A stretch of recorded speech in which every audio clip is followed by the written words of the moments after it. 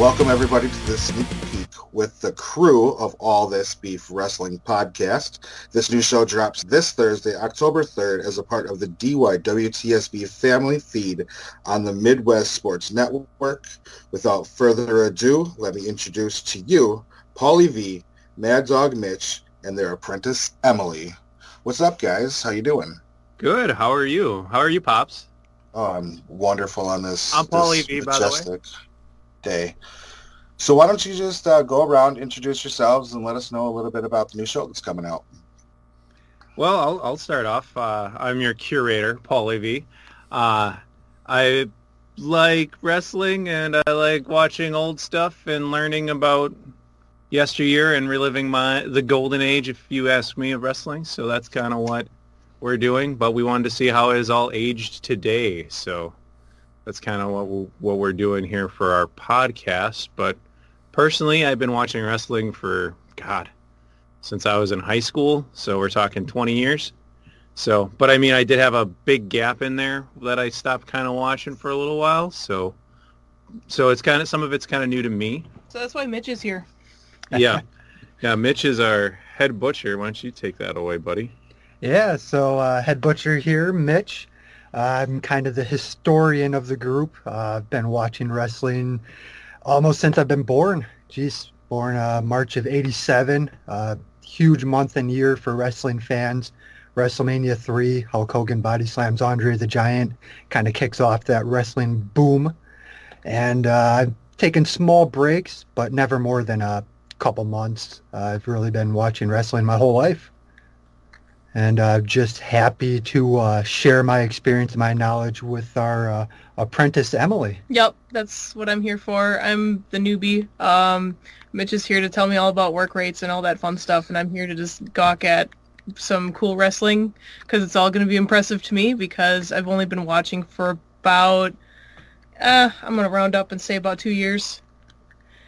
Yeah, I'm got into the current product just kind of here and there, and got a little more into it, and immediately got interested in learning about what happened before, just because, like every good soap opera, I gotta know all the things that happened beforehand too. So that's going to be what I'm excited about. This one is we're going to be looking at just kind of scattershot old pay-per-views, important pay-per-views, and just kind of seeing what's been going on. Okay, I'm getting a lot of meat references. Let me know what that's about. Yeah.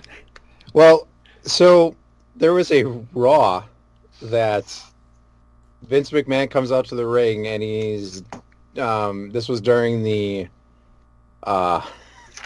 it's the fans. It's all for the fans. It's the fans show. And so when he comes out, he's talking to Finn Balor, and it's for about the Universal Championship. And Drew McIntyre comes down to the ring, and Baron Corbin comes down to the ring, and at one point, Vince just goes, "There's a lot of beef out here."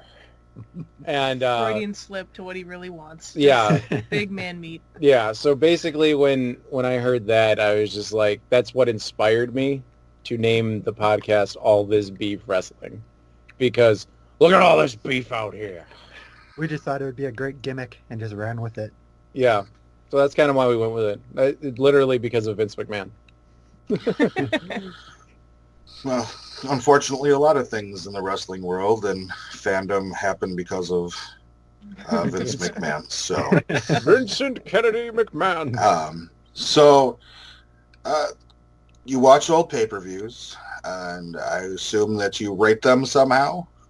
Oh, yes. We have our grading scale is based on meat temperatures. So basically, we consider a 1-star a Brock Lesnar style steak, which is well done, which is not good. Animal. 2 stars is a well for us. You know, it's edible.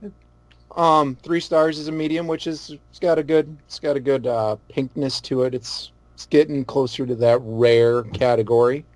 Then we have our 4 stars, which is medium rare, which is a good juicy match.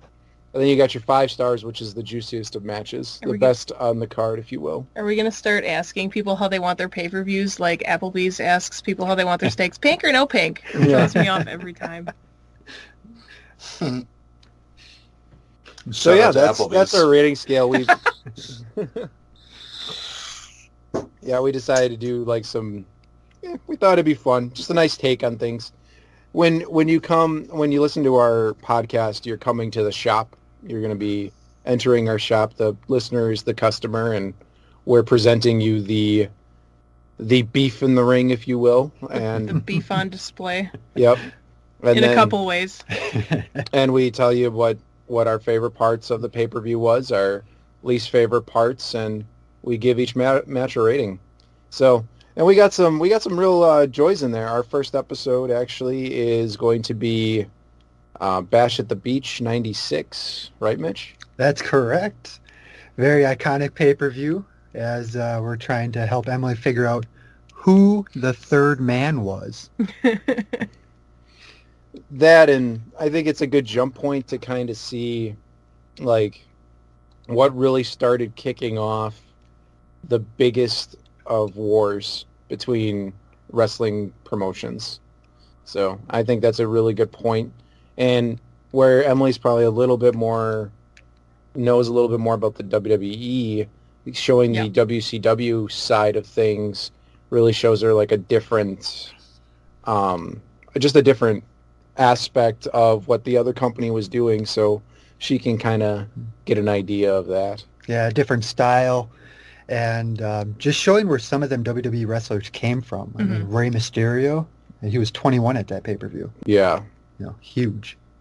Dean Malenko. So are you sticking to just WWE and WCW? Or are you going to branch out and give your apprentice some exposure to TNA or New Japan at all at any point? I think we will, but right now we're just kind of sticking to the Attitude Era. I mean, I think we have something planned down the pipeline for an ECW pay-per-view, and then that's what we got planned probably for either the next episode or the following, and then because we have a couple episodes ready to go here, so we got content for a while. Yeah, hoping to release that ECW one in December, and original ECW, not WWE bought ECW. But I'm sure we'll get to those too. I'm up for learning about anything. If it's, it's especially since wrestlers jumping from brand to brand. If I'm interested about a certain wrestler, I'm gonna want to see their stuff, across brands, and I want to see where they're going and other products too. Yeah, seeing some young AJ Styles from TNA would be really fun to watch, I think. Oh, yeah. So how do you go about picking the shows that you're going to review? Whatever we feel seems to be best currently, but eventually I want to do, like, polling from the community, like the fans and stuff down the line. Like, have, like, customer choice episodes that they wanted us to watch and kind of do. That's down the line, though. Right now, we're just kind of taking ones that feel good to us to kind of review, and then just kind of going from there. I'm trusting their judgment. A lot of times even during an episode, I'll mention, hey, I'm really into this wrestler at this moment, like what we just saw in this one. I want to see more of this, or I've got, I've heard about this, that, or the other, and I usually leave it to these guys to find something memorable or interesting about a certain wrestler, and we'll get into it the next time.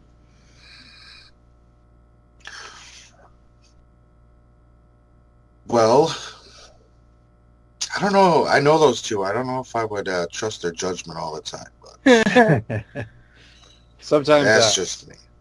I can be misleading sometimes. Yeah, I heard a little bit of something about a Battle Bowl episode, so that was a Mitch choice. Sometimes I like to torture my co-hosts. Hey, I do that every week just by showing up, so I'm good with you. So what does the future look like for All This Beef Wrestling? What's the plan? Just to keep going on watching old pay-per-views? Are we gonna maybe do some beef rating on some newer pay-per-views, or are we going to get some beef ratings on this awesome little upstart called AEW? For sure. I mean, basically what we want to do now, though, is we want to focus on the nostalgia of wrestling, like the older stuff. I really feel that that's not really touched upon. I think you got a lot of podcasts out there that are very, we're reviewing Raw, we're reviewing SmackDown, we're reviewing, and especially right now with the boom, because you have the boom of, AEW getting to TV, you got SmackDown moving to Friday, TNA's moving to Tuesday. So, I mean, you're going to have like a whole week of wrestling between Monday through Friday, and you're going to be oversaturated with the current product or what's currently going on, where we kind of want to just, be our own little thing, just do something different, something older, something, hey, I remember watching this pay-per-view when I was a kid. I wonder what these people think about it today, kind of thing, is kind of what we're going for. I would definitely say down the line I would like to review newer stuff, but that might be more of a, down the line kind of thing. I mean, we have so much content that we can go through. I don't like the idea of looking down the barrel of reviewing an 8-hour WrestleMania anytime soon. Yeah. So yeah, I think we should really focus on just the grassroots. Yeah. Yeah. What made wrestling mainstream? What really propelled it to a more public eye? That kind of thing. And while looking at the stuff that was more hokey and more just big men in the ring, all this beef out here. Yeah. So and I'm more excited to share my first experiences with stuff that maybe some other people have been around for, or those other ones who are curious about looking back into it. I'm here for you. I'm going to be your entry point. So I'm excited to kind of look back at what's already been and, what maybe needs another look or two. Well, why don't we go around the horn and just let me know a little bit about like who your favorites are, who you don't like watching, things like that. all right, sounds good. So who do you want to start with, Pops? Why don't you pick one of us? We'll just go in the current order with you, then Mitch, then Emily. All right. Well, I would say my favorite wrestlers are, I love Johnny Gargano, I love Chris Jericho, and I love Diamond Dallas Page. Those are probably in my top three. If I would extend it to 5, Shawn Michaels makes that list, and I would definitely say The Rock makes that list. I like guys who are athletic in the ring. I like guys who look flashy when they do their maneuvers. I like a guy who can cut a good promo. That's why I like The Rock and Jericho. I think Johnny is the best underdog story I've ever seen in wrestling. I mean, next to Daniel Bryan, I should say. So, I mean, yeah, those are the kind of guys I like to watch. The guys that I like the least are, I would say, guys like Viscera. Let's see here. Another guy that I just, not a big fan of, Jerry the King Lawler. Just as a whole. Yeah. Let me think here. Think about it, Paul. Who do you want blasting you on Twitter? Come on, bring it. I don't. It's not that I dislike Jerry the King Lawler. It's just I just don't like most of his work when it comes to wrestling. That's just about it. And things outside of the ring. That's okay. What else? Don't have to like everyone. Yeah. I know. I mean, a lot of the guys that I don't like are just, when I hear stories about people being complete assholes and dicks and stuff like that, I'm not a big fan of that. I mean, I like Randall Keith's work in the ring, but as a human being, I don't think I would like him very much. So, I mean, that's I guess would be what I like and what I dislike about wrestlers. Mitch? I'd have to say I'm probably going to get some flack for it, but my top guy, Bret Hart. I love Bret Hart. Give me that technical wrestling style. Phenomenal. I could watch his matches all day, every day. Another one of my favorites, definitely The Rock. I love Jake the Snake Roberts. I just love anyone that had an actual character, a gimmick. Jake could cut a promo like no one's business.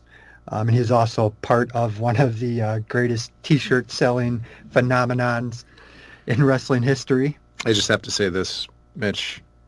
You got 21. I got 22. Maybe his actions outside the ring, weren't that great, and coming to the some of the indie shows completely plastered wasn't a great idea, but he still cut a hell of a promo when he was wasted. Yeah, maybe we should review Champions of Wrestling. I think maybe we should watch there that. we go. Yeah. My least favorite wrestlers, definitely Viscera. I bet you he's like a really nice dude. I bet you he is. But I bet you he was. Yeah. Oh, he was. Was, yeah. Oh, there's yeah. one. There's another was. God, cut that out. Edit. Uh-oh.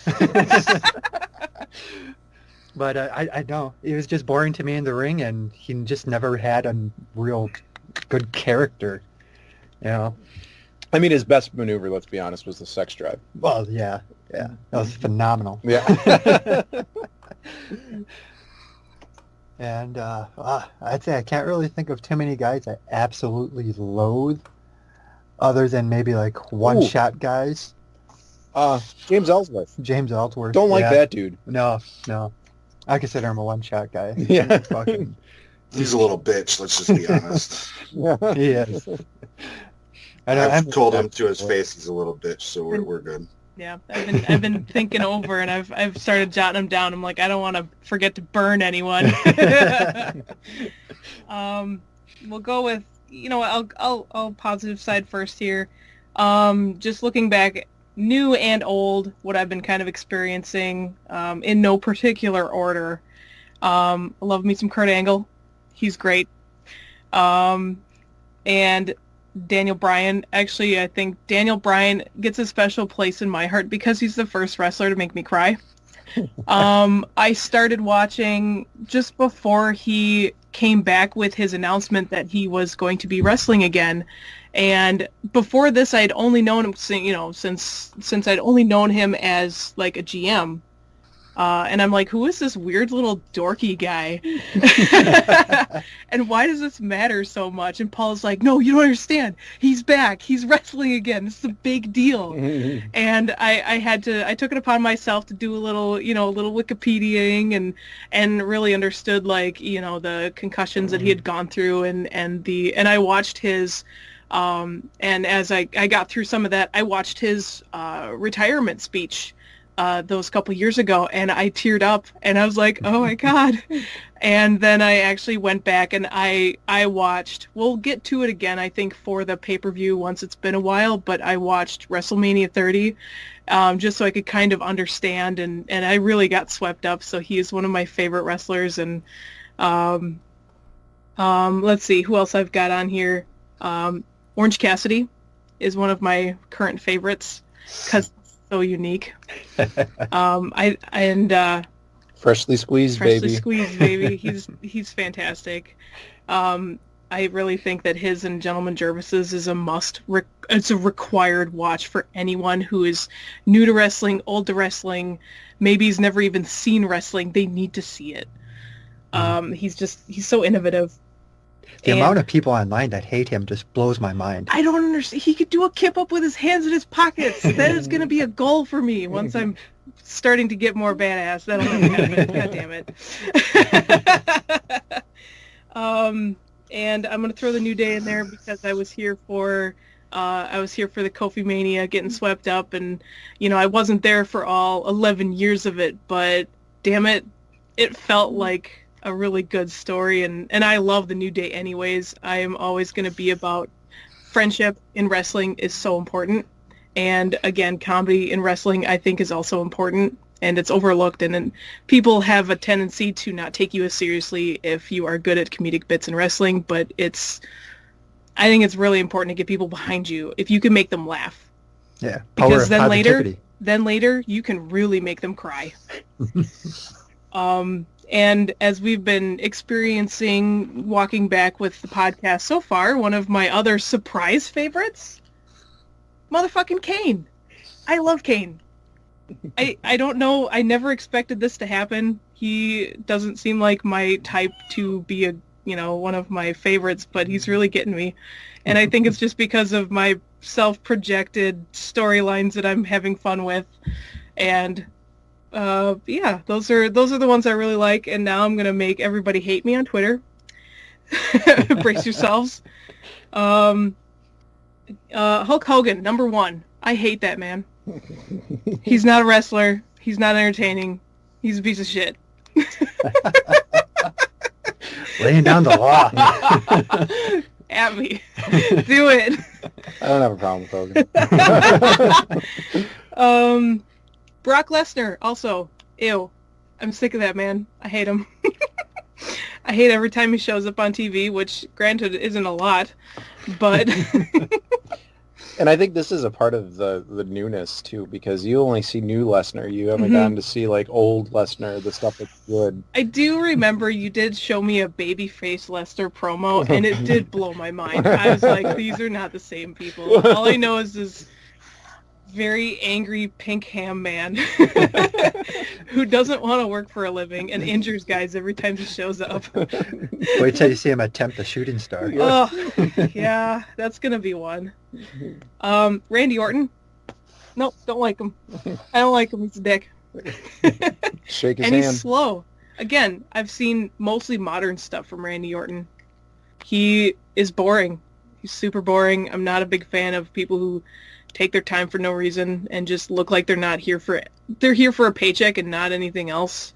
It's that disenfranchised, like, Randy Orton doesn't care about his fans. I've heard he's quite a dick. Brock Lesnar doesn't care about his fans because he hates people. He lives out in the woods. He's just here to get a paycheck. He doesn't do this for passion. I've heard a story from Paul Heyman that Brock Lesnar just has a home phone in his house. He doesn't have a cell phone. Not even in his house. It's on his property, but it's like miles away from his house. Yeah. It's like a telephone room. Yeah. Yeah. 30 miles away from It's like house. a phone booth. He just has a phone booth on his lawn. And then Better check the voicemails. And then I'm going to lump these two guys together, Mark Henry and Big Show. Great dudes. Just guess why. Just great dudes. I think. I'm sure. Yeah. I've seen Big Show looks like a real cool person to hang out with outside, but I just don't care for his wrestling style. Yeah. Big teddy bear. Yeah. So you hate just about everybody. Give me time to think, and I could have more. Whoa. I want to say, Mitch said something about the promos that Jake cut, and you're right. He is probably, in my estimation, the number 1 promo guy from that era, because he didn't have to yell like everybody else did. And the fact that he didn't yell was very eerie. Emily Orange Cassidy is a very nice man. I met him. He's very gimmick. That's what he does when you meet him. He is that gimmick. As for the rest of them, I really don't know. I tend to kind of agree sometimes throughout, depending on what part of the year we're at with Orton's assessment. But I mean, it's depending on who he's feuding with. Yeah, I mean, we've watched a great Orton match with where he was against Christian. Like, was it at WrestleMania? No, that was it wasn't WrestleMania. It was during that Over the Limit time. Like, we had watched an Orton match. It was the one where Christian won because Orton was DQ'd. That one was good. That was a good match. Fantastic match. Yeah, producer Mort and I have this theory that he shows up for his WrestleMania check, takes a couple weeks off, comes back for SummerSlam, and then he's done for the year. even Sounds if he's about on right. TV. It's just, it is what it is. I mean, we all have our own opinions. You hate everybody that it's actually pretty good, but that's okay.